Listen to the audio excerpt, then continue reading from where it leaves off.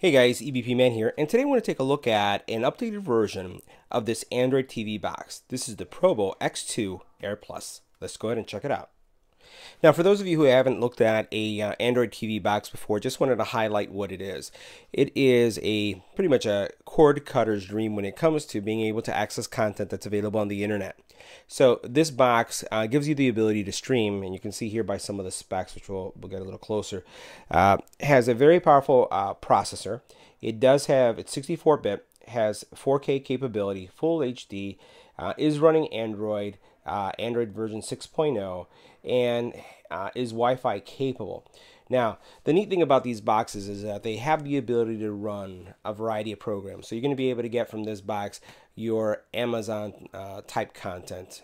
You'll be able to also get Netflix. You'll be able to get YouTube, HBO Go. You name anything that's available virtually on the Android marketplace, you'll be able to get on this box as well. So let's take a look at it, see how this is a much more affordable solution than some of the other solutions on the market today, and what kind of performance it has. Let's get to it.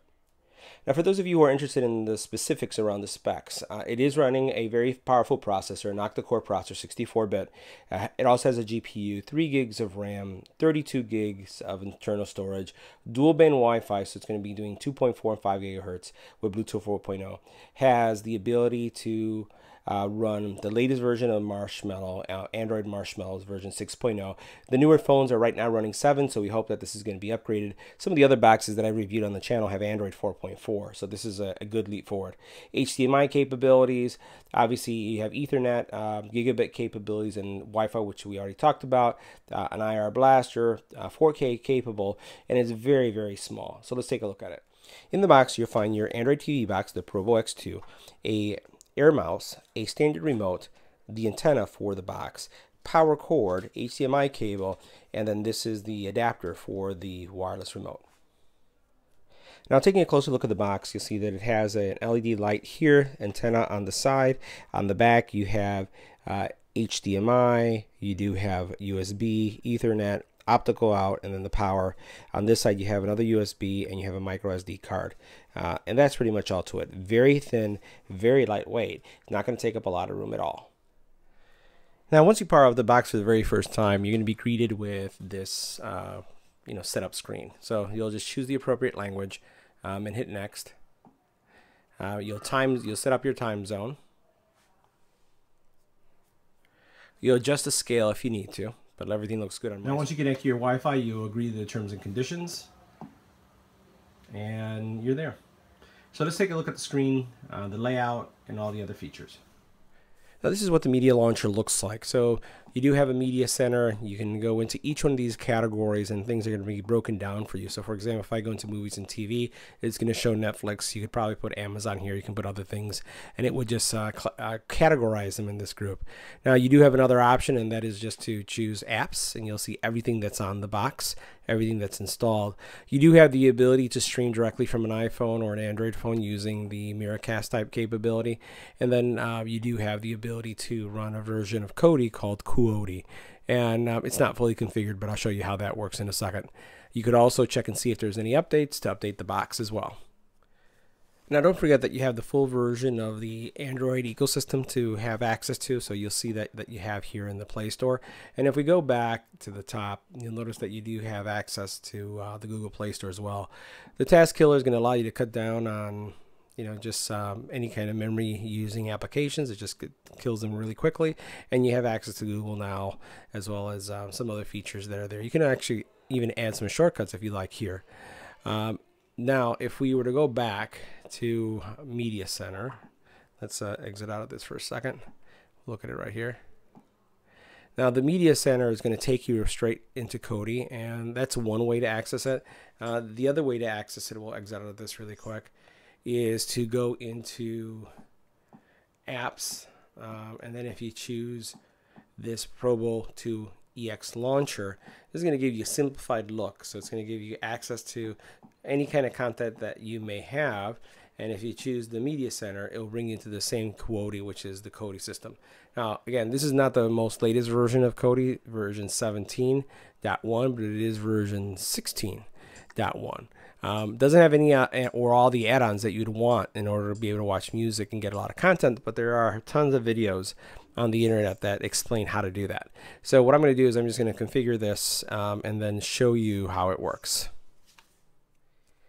Now there's several add-ons to Kodi. This is the most current version that I've updated that really give you access to a lot of content. I'm going to go ahead and choose Exodus, which happens to be one of the most popular ones.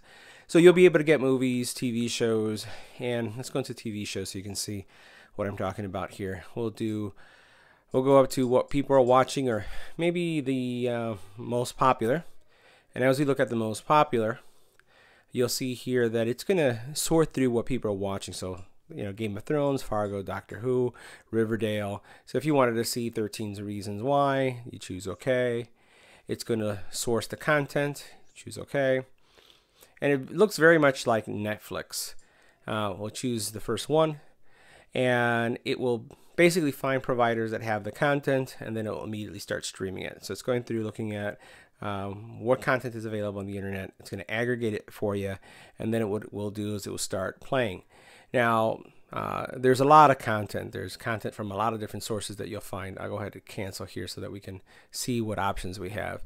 It's going to show you, if there's 1080p or HD versions, it will supply those. It'll go through the list. I'll skip this one so that we can find something that will play. Some of them require membership. Some of them will just immediately play. So it all depends on where the source is being hosted from. So we'll skip on this one too. And we'll go to the next one. We'll skip one more time. All right, this will play. So here you have the content, it's coming up, and this one happens to be in HD, but the content streams pretty good, and the box is fast. So I'm gonna pause right here for a second, and then I'm gonna play, and then what I'm gonna do is I'm gonna fast forward, and you can see that it fast forwards nicely. So I'm just moving forward 10 seconds, and it just speeds up. So really really fast, nice processing. You can really see the power of the box when you start doing that. There's a lot of different things that you could do also, not just, as we mentioned, TV shows, but you can also see movies, and it's broken down into lots of different categories. So this is the power of what you get from Kodi combined with the PROBOX 2. Now the next controller I wanted to show you is the wireless or air mouse that they call it. The air mouse works more like a standard remote, doesn't have any keypads to it, and it works just the same way. It does require the USB dongle to be connected, but it could also be used for gaming. It has weight to it, and it has a gyroscope inside, so as you're moving it around during gaming, it's something that you'll be able to control. And it does have kind of like the gaming control buttons, as you can see right there. See those buttons? That allow for gaming, so the A/B type gaming. So literally what you would do is you would hold the controller like this, and you would use it for a gaming remote. But then once again, it's air based, so you can move left and right, and it's going to be like if you were using your phone and moving it around.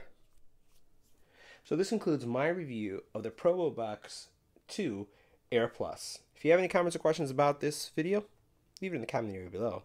Don't forget to give it a thumbs up, and as always, don't forget to share and subscribe. Thanks for watching.